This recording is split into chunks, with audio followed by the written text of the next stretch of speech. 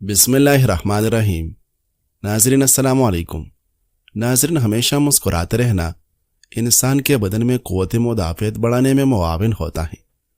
Depression میں مبتلا افراد میں جلد بوڑھا ہونے کے چانسز بڑھ جاتے ہیں۔ دو طرح کے گھر کبھی کامیاب نہیں ہوتے، پہلے وہ جہاں ہر فیصلہ گھر کی عورتیں کرتی ہیں، اور دوسرا وہ جہاں کسی بھی فیصلے میں عورت کا کوئی مشورہ کوئی رائے نہیں سنی جاتی۔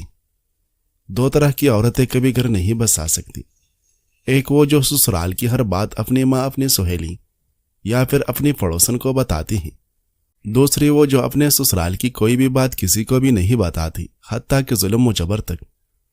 دو طرح کے مرد قابل اعتبار نہیں ہوتے، ایک وہ جو ہر دوسری عورت کی ہنر اور خوبیوں سے متاثر ہو جاتے ہیں، دوسرے وہ جو اپنے گھر کی عورت کے ہنر اور خوبیوں کو گھر کی مرغی دال برابر سمجھتے ہیں۔ دو طرح کی عورتیں قابل عزت نہیں ہوتی، ایک وہ جو اپنے ہی جیسی کسی عورت کے گھر کو توڑنے پر تل جائے، دوسری وہ جو سب پر اعتبار کر لے، ماں سوائے اپنے شوہر کی۔ دو طرح کے مرد حسین ہوتے ہیں، ایک وہ جو بڑی محفل میں بھی اپنی عورت کو محفوظ احساس فراہم کرے، دوسری وہ جو اپنی بیوی کی کامیابی کو خوش دلی سے قبول کر لے۔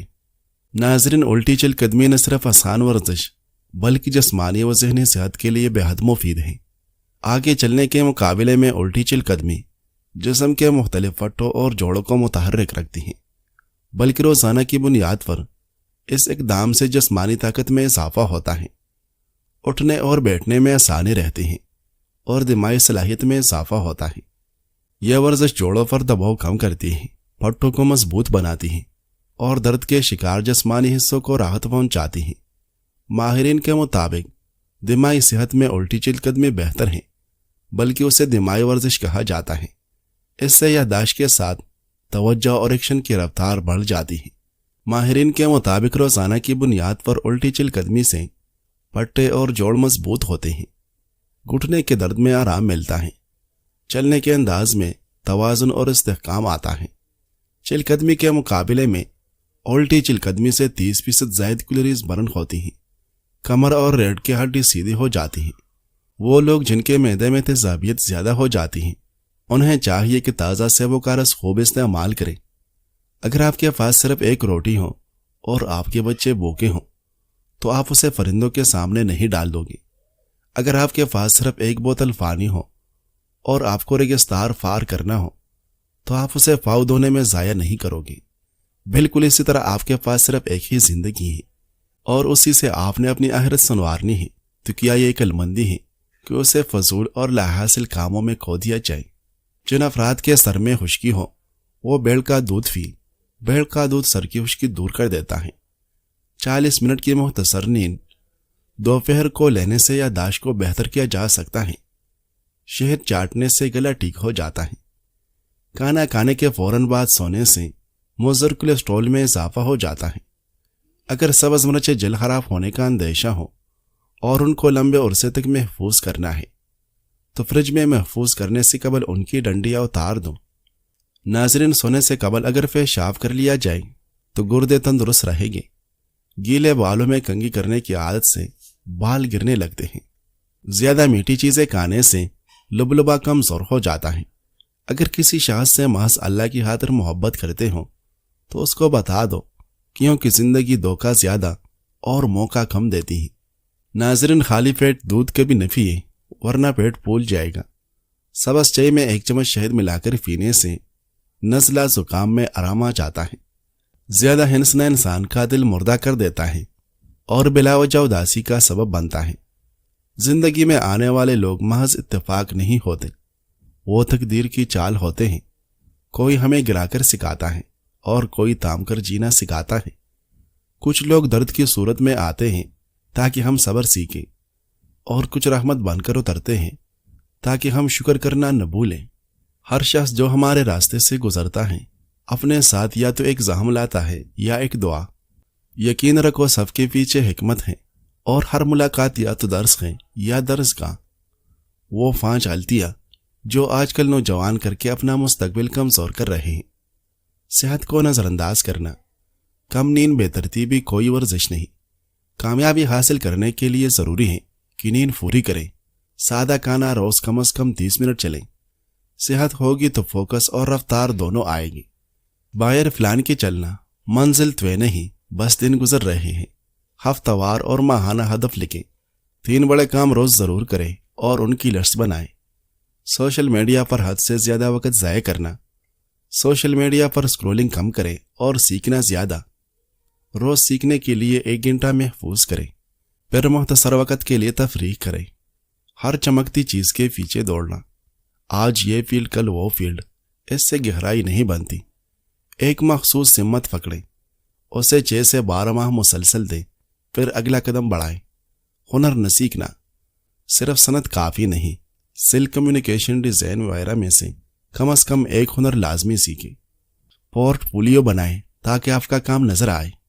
ناظرین، ران و کمر اور پیٹ کے اطراف چربی گلانے والے قدرتی مشروب، بڑھتا ہوا فیٹ یا اطراف کی چربی نہ صرف شخصیت کو متاثر کرتی ہیں بلکہ دیکھنے میں بھی بدنما لگتی ہیں۔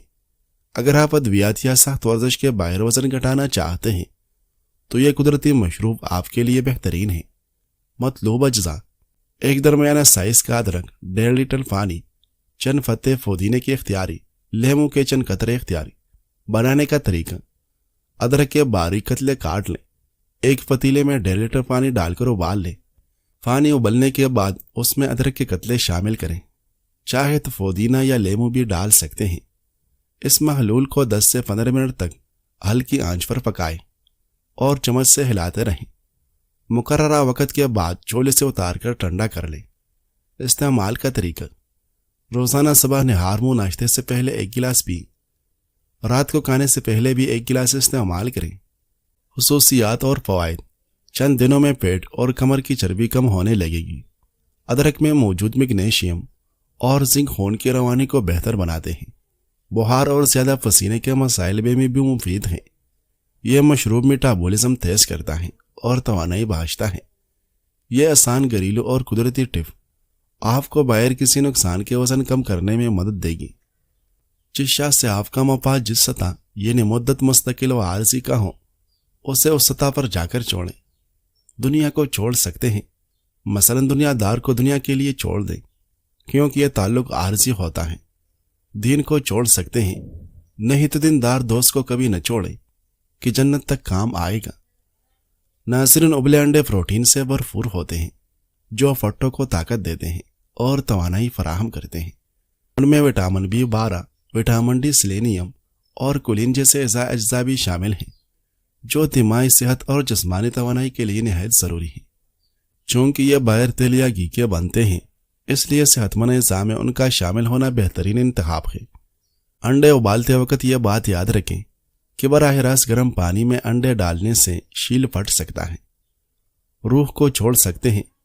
کہا جاتا ہے کہ روح سے تعلق رکھنے والے شخص کو کبھی نہ چھوڑیں کہ اسے چھوڑا تو روح نکل جائے۔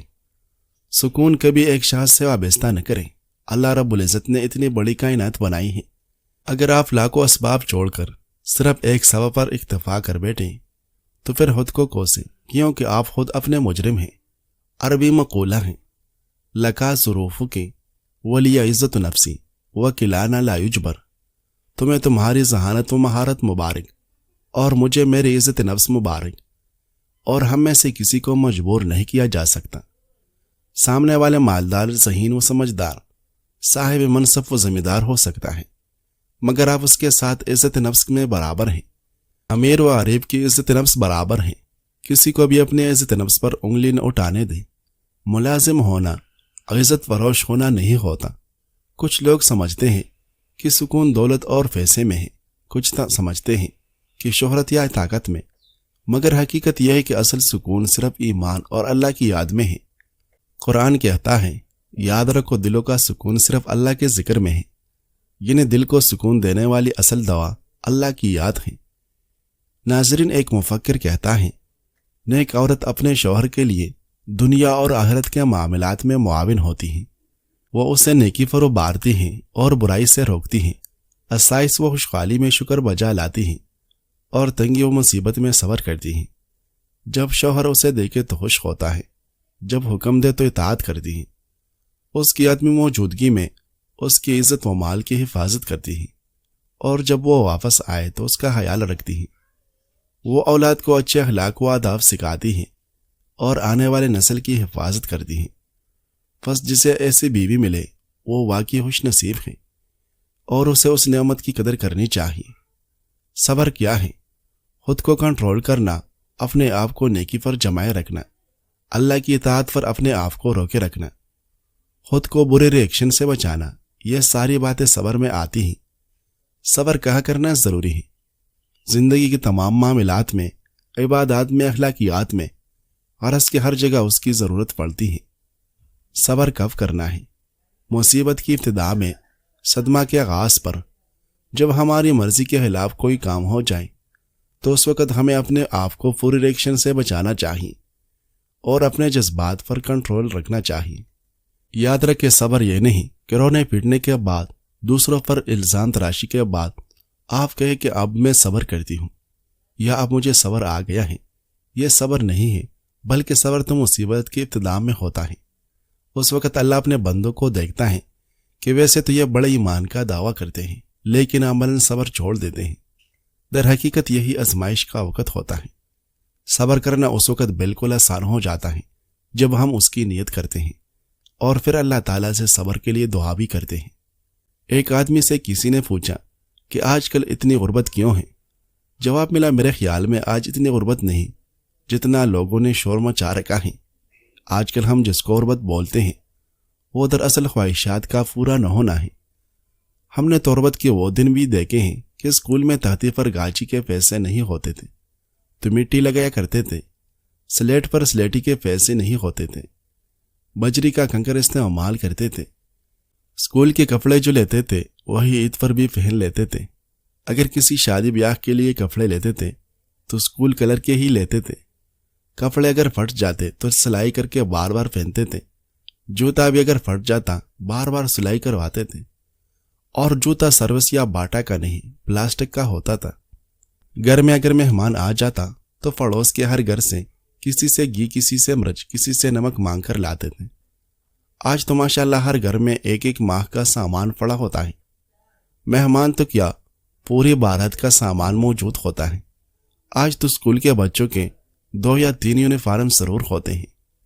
آج اگر کسی کی شادی پہ جانا ہو تو مہندی، بارات اور ولیمے کے لیے الگ الگ کپڑے اور جوتے خریدے جاتے ہیں۔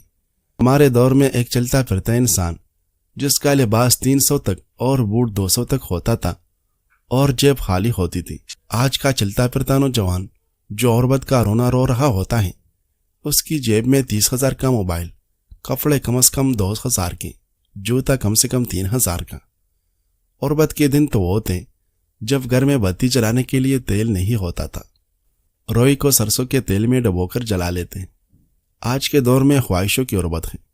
اگر کسی کی شادی میں شامل ہونے کے لیے 3 جوڑے کپڑے یا عید کے لیے 3 جوڑے کپڑے نہ سلا سکے تو وہ سمجھتا ہے میں غریب ہوں۔ آج خواہشات کا پورا نہ ہونے کا نام غربت ہے۔ اگر تم 60 سال تک خانہ کعبہ کا طواف کر کے اس کی نیکی اپنے والدین کو ہدیہ کرتے رہو، تب بھی تم آنسوں کے اس قطرے کا بوجھ ہلکا نہیں کر سکتے جو تمہاری بدسلوکی کی وجہ سے تمہارے ماں باپ کی آنکھ سے گرا ہو۔